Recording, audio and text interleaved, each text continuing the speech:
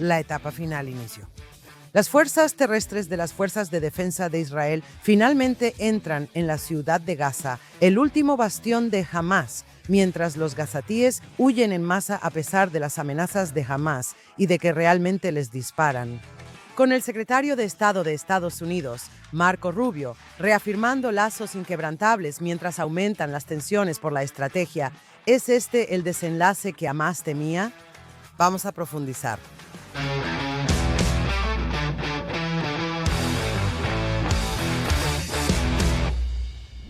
Shalom, soy Mark Regev y bienvenidos a otro episodio de Israel Indiplomático. Y como de costumbre, estoy aquí con mi copresentadora, Rudy Bloom.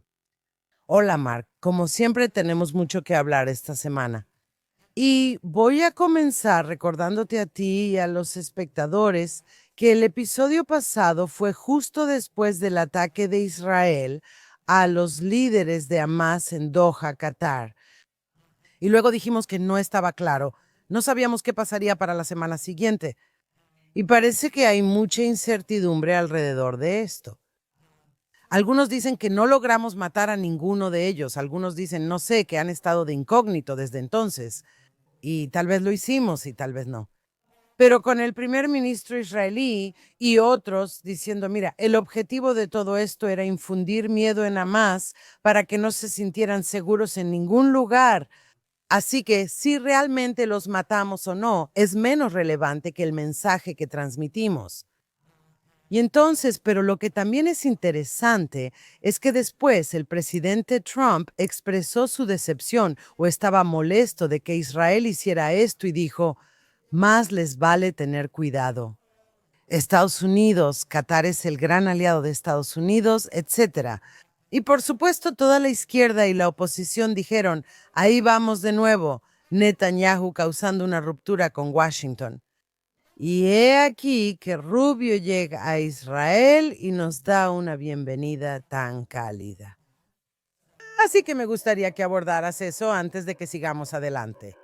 Así que sobre varios de los puntos que mencionaste, el tema es el ataque contra el liderazgo de Hamás en Qatar. Había unas 5 o 6 personas en nuestra lista de objetivos. Y excepto por uno que hizo una entrevista para Al Jazeera, la estación favorita de Hamás, por supuesto por razones obvias, de los demás no hemos sabido nada. Así que no hay confirmación, información ni evidencia de que estén muertos. Pero lo contrario también es cierto. No hay evidencia ni confirmación de que estén vivos.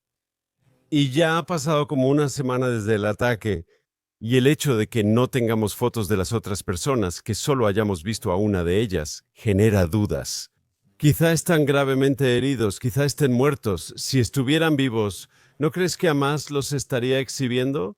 Así que esto me da, siempre soy cauteloso, pero esto me da un optimismo cauteloso de que quizá realmente alcanzamos a algunas de las personas que pretendíamos. Y quizá algunos de ellos están gravemente heridos o muertos, lo que significa que la operación, una vez más, ha pasado una semana desde la operación, excepto por uno, no hemos visto a ninguno de ellos en la televisión ni hablando frente a las cámaras. Muy interesante, creo yo, sobre el tema de las relaciones entre Estados Unidos e Israel. Es difícil. Sabemos que Qatar tiene esta relación especial con los Estados Unidos de América. Qatar alberga la base estadounidense más grande de la región. Creo que dicen que 10,000 personas del personal estadounidense trabajan en esta base. Una vez más en suelo qatarí. Sabemos que Trump visitó ese lugar a inicios de año. Visitó 3 países árabes, Emiratos Árabes Unidos, Arabia Saudita y Qatar. También está la historia del avión. Sí, le regalaron como presente un posible Air Force One. Al parecer el avión ya fue entregado y ahora está en preparativos para que pueda servir al presidente. Así que obviamente él tiene una relación ahí. Estados Unidos históricamente ha tenido una relación con Qatar. Ahora, sabemos que Qatar juega en ambos bandos. Este es el mismo Qatar que le pone la alfombra roja a Trump, financia totalmente a Al Jazeera, que difunde toda esta propaganda anti-israelí y anti-estadounidense, que alberga a Hamás y otros grupos terroristas radicales que han estado luchando contra Occidente durante años, no solo contra Israel, sino contra Occidente. Así que hay una relación ahí. Y quizá cuando Trump dice que no estaba contento con el ataque israelí contra Hamas en Qatar, tal vez de verdad no estaba tan contento con eso. No lo sé. Primero, sé que siempre usas un lenguaje muy suave. Sobre el avión, no estoy segura. Escuché que aún no lo habían entregado, pero no estoy seguro. En segundo lugar, Qatar no juega a dos bandos. Sí o no quiere el dinero estadounidense. Está jugando de un solo lado, ¿de acuerdo? Es un estado terrorista que actúa como un cajero automático. Financia todos los movimientos radicales en todo el mundo. Financia universidades en Estados Unidos que radicalizan estudiantes. Esa es una de las razones por las que creemos que lo que le pasó a Charlie Kirk el miércoles pasado sucedió, porque estos estudiantes están radicalizados y es dinero catarí. Qatar financia y además a Qatar le gusta tratar de comprar influencia en todas partes. Y que se impusiera como mediador en las negociaciones de rehenes fue lo más ridículo de todo, porque en realidad estaba ayudando a los líderes de Hamas, poniéndose del lado de los líderes de Hamas. Lo único que realmente quería era ayudar a Hamas a conseguir altos al fuego para que pudiera rearmarse, reagruparse, etc. Qatar carece de cualidades redentoras. Es cierto que Estados Unidos tiene una base aérea ahí, pero mi problema con eso no era hablar de Qatar ni de si era legítimo que hiciéramos eso. Era totalmente legítimo. Es si los detractores que se alegran cada vez que creen que la administración de Trump ha terminado con Israel están enojados con Netanyahu, están enojados con Israel, y siempre resulta ser falso.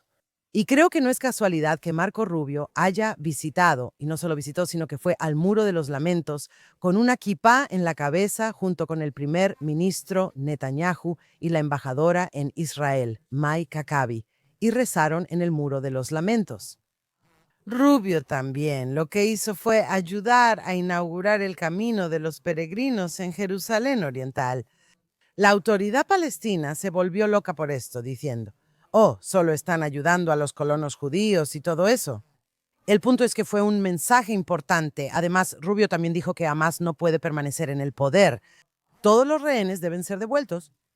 Él nunca dijo ni por un momento que lo que está haciendo Israel, la invasión terrestre, sea una mala idea. Y aunque el presidente Trump ha dicho, vamos, terminen la guerra rápido, acabemos con esto, lo que él quiso decir fue, ganen la guerra. Y nuevamente reiteró que él dio y emitió otra advertencia a Hamas. Sí usan a esos rehenes como escudos humanos, que por supuesto lo han hecho todo el tiempo, pero él se refería a que Hamas había amenazado realmente con sacar a los rehenes de los túneles y ponerlos al aire libre para usarlos literalmente como escudos humanos durante los bombardeos y la incursión terrestre de Israel. Y Trump dijo, más vale que no lo hagan y habrá graves consecuencias. Sé que es una de esas amenazas, pero el punto es que muestra de qué lado están sus sentimientos. No es cierto que haya una ruptura entre Washington y Jerusalén, ni de lejos, ni siquiera de cerca. Entonces, al principio de tus comentarios, dijiste que creías que el ataque de Israel contra Hamas en Qatar era legítimo, y estoy de acuerdo con eso. Esta vez sí podemos citar una resolución del Consejo de Seguridad de la Organización de las Naciones Unidas.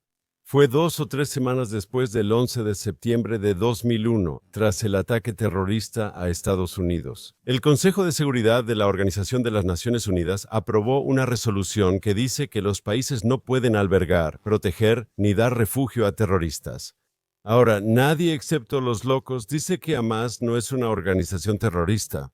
La Unión Europea también ha declarado a Hamas organización terrorista, sí.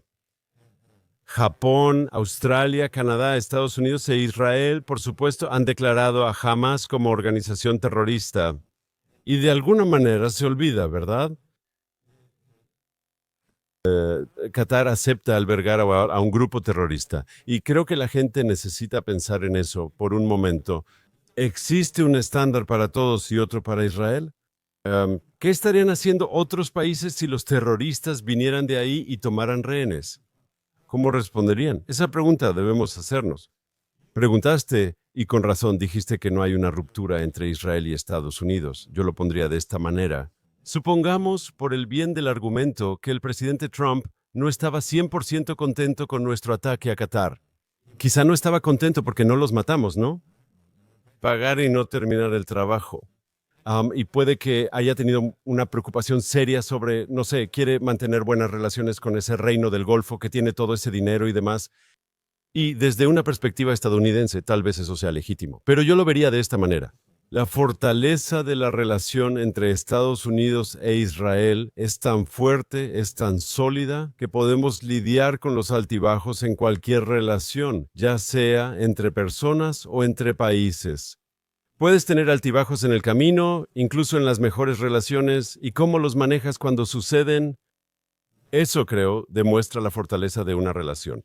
Y suponiendo que hubo un obstáculo en el camino, que los estadounidenses estaban decepcionados o molestos, o que pensaban que no era saludable ni útil que atacáramos a Hamás en Qatar. Bajo esa suposición, una vez más, no sé con certeza que eso no sea cierto. No sé qué pasó detrás de esto, ya sabes, detrás de las puertas cuando Netanyahu hablaba en privado con Trump. ¿Qué se estaba decidiendo? Bajo la idea de que los estadounidenses no lo veían como algo positivo, la visita de Rubio demostró que la relación es lo bastante fuerte para enfrentar obstáculos cuando aparecen. Bueno, y fue un mensaje claro para todos en el mundo cuando vino Rubio. Y ahora él, hasta donde sé, hoy o tan pronto como salió de Israel, iba a ir a Qatar y ojalá para amenazarlos que necesitan presionar a Hamas sobre los rehenes, etc. Pero solo quiero corregir una cosa. Tienes toda la razón en que hay una relación sólida. Pero cuando la administración de Biden estaba en el poder no era tan sólida, y esto es lo que quiero decir sobre el resto del mundo. Cuando dijiste, ¿qué harían estos otros países, Canadá y los países europeos? ¿Qué harían? Bueno, te diré, todo depende de si tienen un gobierno de izquierda en el poder. No es lo que harían esos países. Todo depende de quién esté en el poder. También lo vemos con los israelíes. La izquierda israelí, como los gobiernos de izquierda de Australia, Canadá, el Reino Unido, Irlanda. Bueno, Irlanda es parte del Reino Unido, pero bueno, esos gobiernos son... No estoy tan segura de lo que harían. ¿Cómo lo sabemos? Porque son muy hábiles, apaciguan a los suyos y el terrorismo en sus fronteras. El punto es que en este momento no veo el mundo dividido de la manera en que tú lo ves. Mira estos países, ¿qué harían ellos? Sabemos lo que harían dependiendo de quién esté en el poder. Y lo mismo sobre Israel. Déjenme decir, si tuviéramos un gobierno de izquierda en el poder ahora mismo, me estremece pensar lo que habría pasado. Estoy segura de que Hamás seguiría en el poder y habríamos hecho tratos terribles como siempre. Mi punto es que no son los países. Depende de quién los esté liderando.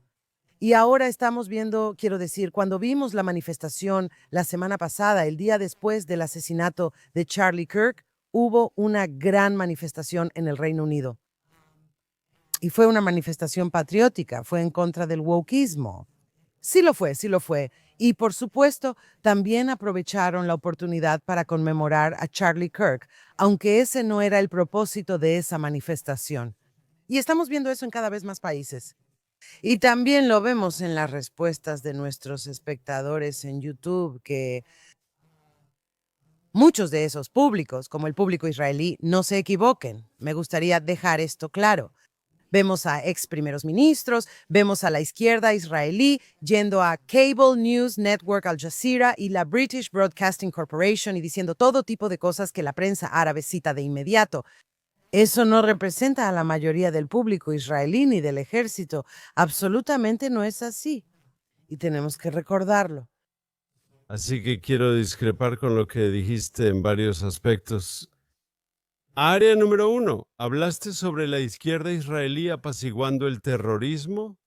Te recordaría que fue la primera ministra laborista, Golda Meir, quien ordenó al Mossad eliminar a todos los terroristas tras la masacre de Múnich de 1972.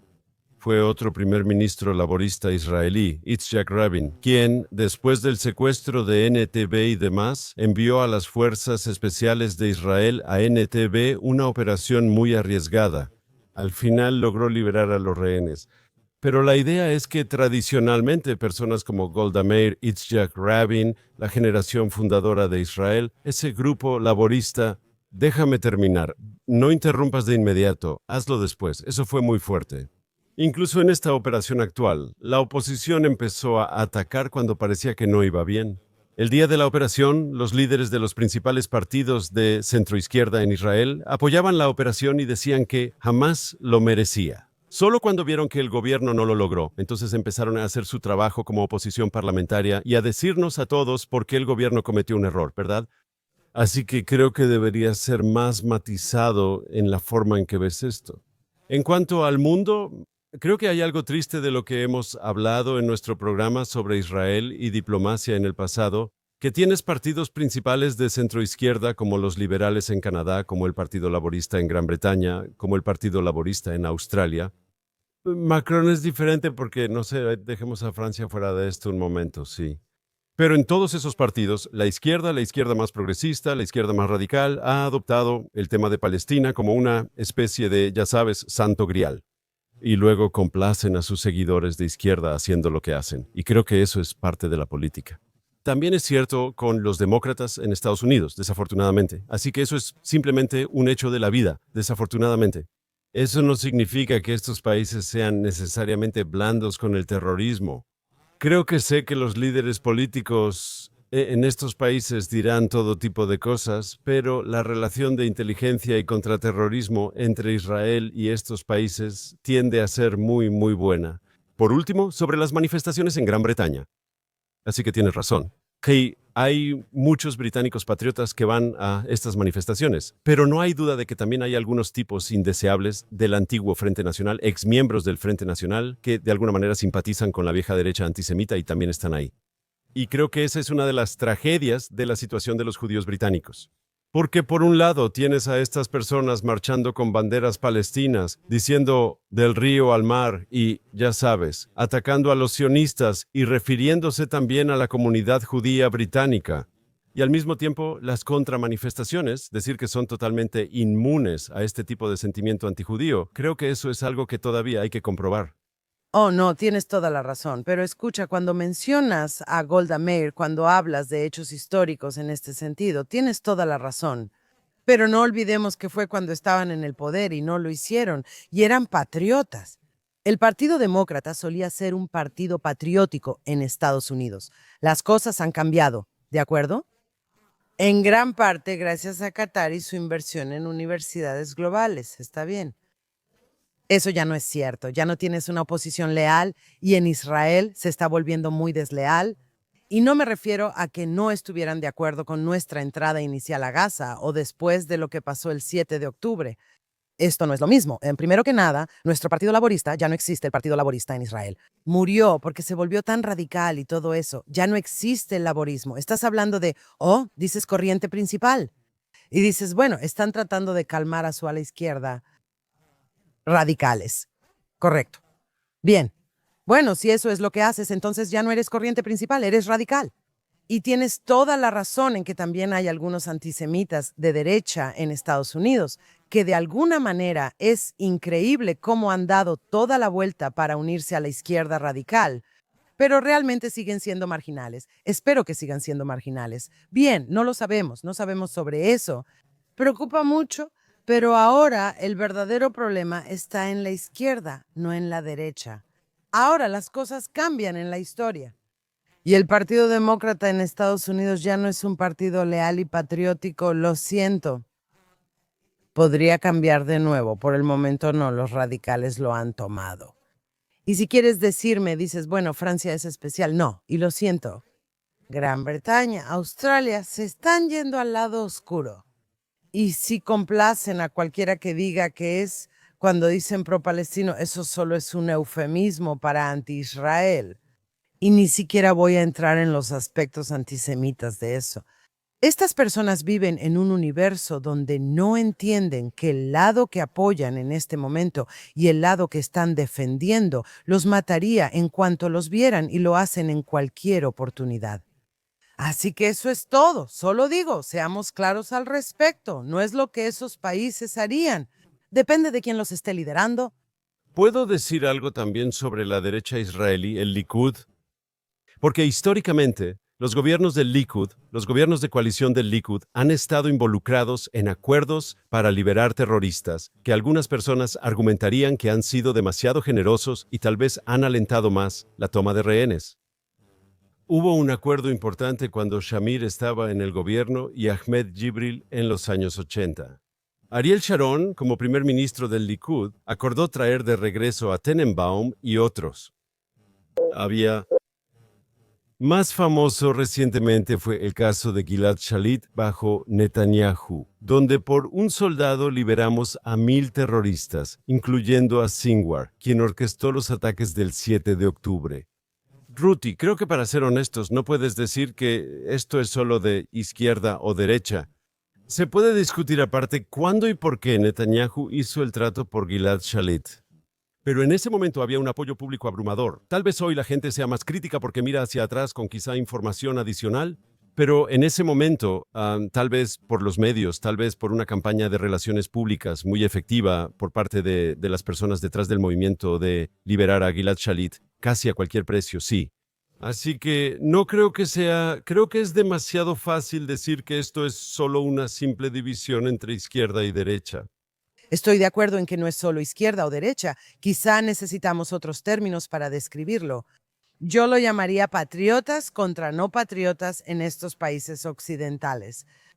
Espera, no, voy a intervenir aquí. Shamir, sí, y Sharon y Netanyahu, al hacer estos acuerdos, ¿no dices que no fueran patriotas? No, espera un minuto. Primero que nada, fui muy crítica de ese acuerdo. De acuerdo, y tienes razón, había presión sobre Netanyahu. Y de nuevo, estás hablando de cosas que tienen más de una década y algunas de ellas 2 décadas. No, yo estoy hablando de ahora. Tienes razón, no siempre es cuestión de izquierda o derecha, pero diré algo. También es cierto que cuando un país tiene que ir a la guerra o hacer cosas que a Occidente no le gustan. Occidente solo quiere paz, buena comida y disfrutar, igual que nosotros. También Israel. Solo queremos paz y poder ganarnos la vida y todo eso. La cosa es que la derecha siempre ha sido más una oposición leal en Israel. Así que si se necesitaba hacer algo así, la derecha, la oposición de derecha, lo apoyaba. Por eso en Israel decíamos que para hacer la paz se necesita un gobierno de derecha, porque la oposición debe apoyarlo. Si necesitas hacer la guerra, requieres una oposición de derecha, pero eso ha cambiado. Y la razón por la que han cambiado, y no estoy hablando específicamente de política o de guerra, estoy hablando de una mentalidad que está ocurriendo en todo Occidente y en Israel, en las universidades y en las preparatorias. Hay un wokeismo que se ha apoderado de todo. Y eso viene tanto de la influencia iraní como de la influencia catarí. ¿Por qué eso es tan gracioso? Porque esos islamistas, bueno, ¿tú crees que apoyan los derechos de los gays o de los transgénero?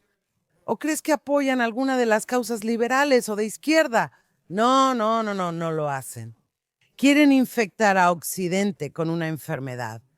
Y por cierto, eso viene directamente del manual marxista de los estalinistas, el estalinismo, que lo que haces es infectar a la familia, infectar a Occidente y así lo derribas. Y el problema es que nos han lavado el cerebro para aceptarlo. Aparece en todas las películas y series. ¿Viste los Emmy en Estados Unidos? Fueron repugnantes. Sabes, la mujer que ganó el premio Emmy no solo dijo, oh, viva Palestina y todo tipo de cosas, llevaba un pin que representaba la masacre en Ramallah de 2 israelíes inocentes que tomaron un camino equivocado. Terminaron en Ramallah y fueron linchados, y los terroristas levantaron las manos ensangrentadas para mostrar que los habían destrozado.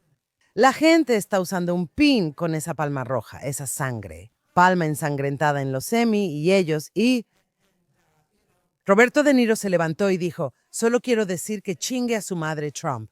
Y toda la audiencia aplaudió y Palestina, ya sabes, wow, del río al mar. Todos ellos están vil. Estas son personas en Hollywood que para quienes ellos apoyan son consideradas viles y repugnantes. Es tan irónico y no se dan cuenta. Y de eso estoy hablando. No hablo de una política de derecha ni de otra política. Estoy hablando de académicas y la cultura artística ha sido completamente comprada. Eso es muy poderoso. Primero que nada, ¿estás de acuerdo en que hay un problema en la sociedad civil, en los grupos progresistas de izquierda, como dije hace un momento? El tema de Palestina es ahora un santo grial, casi una religión. Ya no se pueden debatir los hechos. Todo es mitología y eso. Israel es el villano. E incluso cuando los palestinos hacen las cosas más atroces, ya sabes, cosas como las que hicieron el 7 de octubre y aún antes, ¿qué les ha hecho Israel a los palestinos que los volvió unos locos tan sangrientos y desquiciados, verdad? Siempre se culpa a Israel, es difícil de manejar y está presente en la cultura y el ámbito académico. Ahí está. Pero si regresamos a lo que pasó esta semana en el ámbito político, o sea, cualquiera que estuviera esperando y rezando por una ruptura entre Israel y Estados Unidos, solo tenía que ver la conferencia de prensa entre Netanyahu y Rubio para darse cuenta de que claramente ese no es el caso.